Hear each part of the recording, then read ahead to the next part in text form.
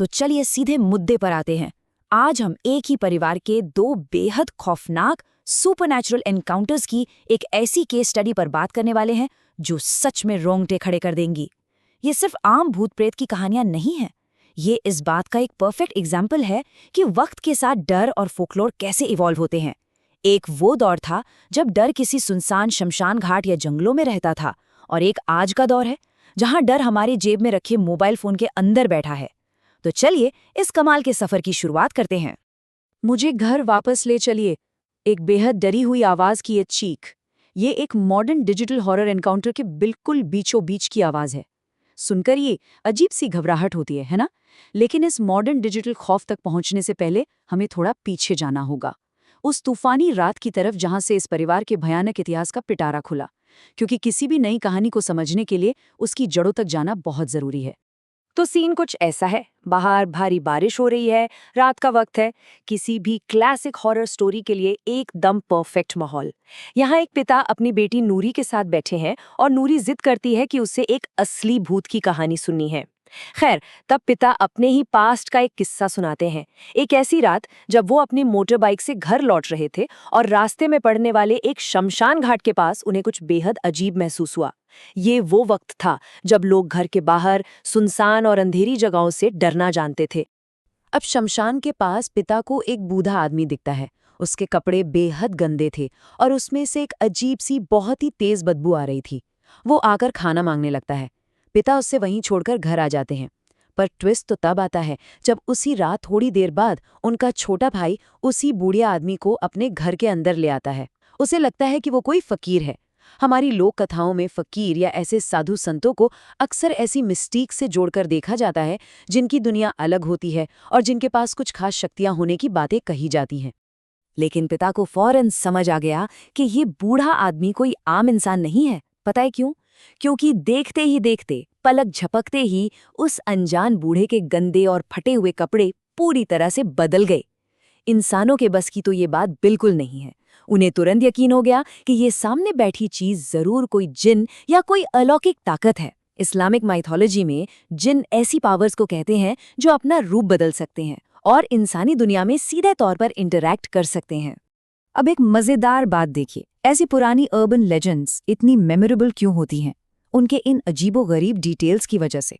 उस एंटिटी ने ना सिर्फ खाना मंगा, बल्कि उसने एग्जैक्ट ये बता दिया कि घर के बड़े बेटे के बिस्तर के नीचे एक प्याज छुपा हुआ रखा है और उसे खाने के साथ वही प्याज चाहिए। जरा सोचिए कितनी स्पेसिफिक और अजीब डिमांड है। और अपनी शक्ति को साबित करने के लिए उसने क्या किया? अपने हाथ में एक बिल्कुल चमकता जलता हुआ पत्थर दिखाया। ये सब डिटेल स्टोरी को सच में नेक्स्ट लेवल पर ले जाते हैं।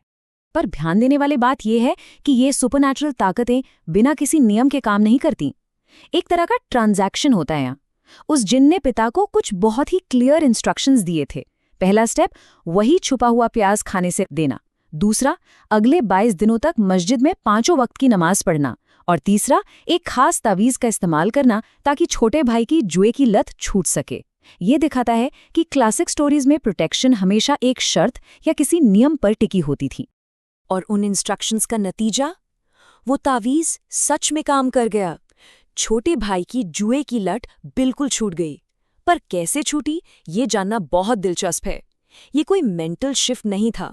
जब भी वो छोटा भाई जुआ खेलने की कोशिश करता तो एक अदृश्य ताकत, एक इनविजिबल फोर्स उसके गाल पर जोरदार थप्पड़ मारती थी। एक डायरेक्ट फिजिकल इम्पैक्ट। ये उस पुराने दौर के डर का एकदम जमीनी और ठोस रूप था। चलिए अब इस नैरेटिव में एक फास्ट फॉरवर्ड लेते हैं। कहानी में सीधे 4 महीने आगे चलते हैं। माहौल पूरी तरह बदल चुका है। अब हम किसी बाहरी सुनसान शमशान घाट में नहीं हैं, बल्कि एक मॉडर्न बंद घर के अंदर हैं। नूरी बीमार है और घर पर बिल्कुल अकेली है क्योंकि उसके पेरेंट्स किसी दावत में गए हैं। ये एक मॉडर्न हॉरर सेट करने का बिल्कुल क्लासिक तरीका है। एक ऐसी जगह जिसे हम सबसे सेफ मानते हैं, यानी हमारा अपना घर, वही अचानक अकेलेपन और खौफ का सेंटर बन जाता है। और यहाँ से शुरू होता है इन लोक कथाओं का नया रूप।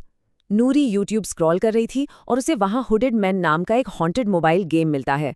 बस थोड़ी सी क्यूरियोसिटी होती है और वो गेम के रूल्स पढ़कर एक नंबर डायल कर देती है। इस पूरी केस स्टडी का सबसे बड़ा पॉइंट यही है। आजकल किसी भूत को बुलाने के लिए जंगल या शमशान जाने की जरूरत नहीं पड़ती। बस आपके फोन पर एक कॉल और डर आपके दरवाजे पर। टेक्नोलॉजी ने डर के पूरे इकोसिस्टम को ही बदल दिया है। अब इस खौफ की टाइमलाइन देखिए। रात के 9 बजे नूरी वो गेम खेलती है और कॉल करती है। सिर्फ 30 मिनट बाद यानी 9:30 बजे एक मिस्टीरियस टैक्सी उसके घर के बाहर आकर हॉर्न बजाने लगती है। नूरी एक अजीब से ट्रांस में उसमें बैठती है और सो जाती है। और फिर जब अचानक उसकी आंख खुलती है तो बज रहे होते हैं रात के 1 और वो खुद को एक तेज चलती गाड़ी के अंदर फंसा हुआ पाती है। ये आज के डिजिटल वर्ल्ड की सबसे टेरिफाइंग बात है, अपना टाइम, अपने होश और अपने ऊपर से कंट्रोल पूरी तरह खो देना। अब उस चलती टैक्सी का वो सीन इमेजिन कीजिए। रात का 1 बजा है, नूरी चीख रही है, वापस घर जाने की भीख मांग रही है। पर सबसे डराने वाली बात यह है कि जो ड्राइवर गाड़ी चला रहा है उसका कोई चेहरा ही नहीं है। उसने एक हुड पहना हुआ है और वो पूरी तरह चुप है। उस पर नूरी की किसी बात का कोई असर नहीं हो रहा। सोचकर ही रूह कांप जाए।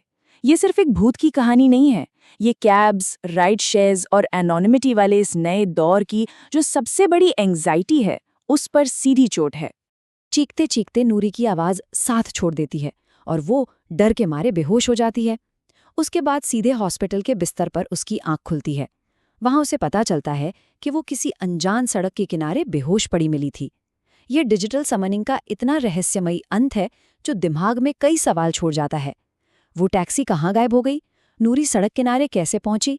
यही वो सवाल है जो नई पीढ़ी के इन किस्सों को और भी ज्यादा डिस्टर्बिंग बना देते हैं। लेकिन इस सब के बाद जो होता है ना, वो एक गजब का कल्चरल क्लैश है। नूरी ने इस मुसीबत को भले ही मॉडर्न स्मार्टफोन से बुलाया था, लेकिन इसका इलाज किसी टेक्नोलॉजी या ऐप में नहीं मिला। इसका इलाज निकला उसी बेहद प्राचीन और ट्रेडिशनल तरीके से। एक धार्मिक गुरु ने नूरी को बचाने के लिए एक तावीज़ दिया।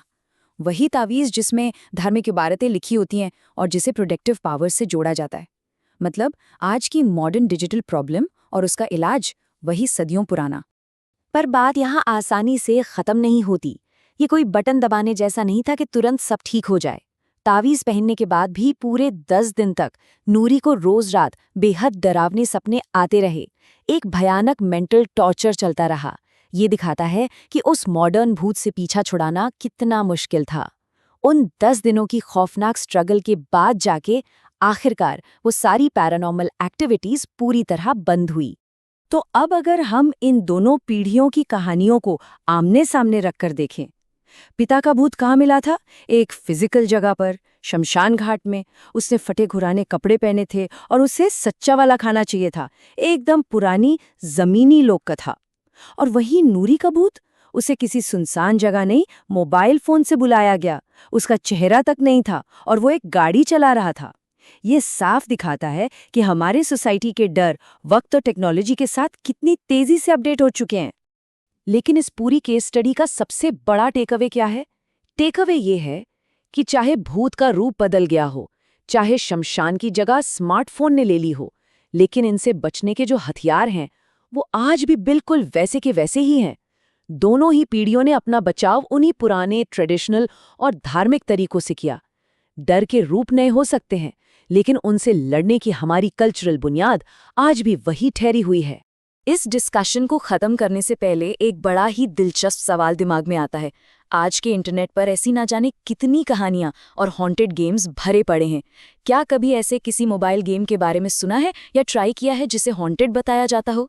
ज़रा खुद से पूछिए, क्या वाकई हमारी दुनिया एडवांस हो गई है या हमने सिर्फ अपने पुराने डर को एक नया डिजिटल लिबास पहना दिया है? ये एक ऐसी बात है जिस पर अकेले बैठकर सोचने में ही डर लगने लगता है। ज़रूर सोचिएगा।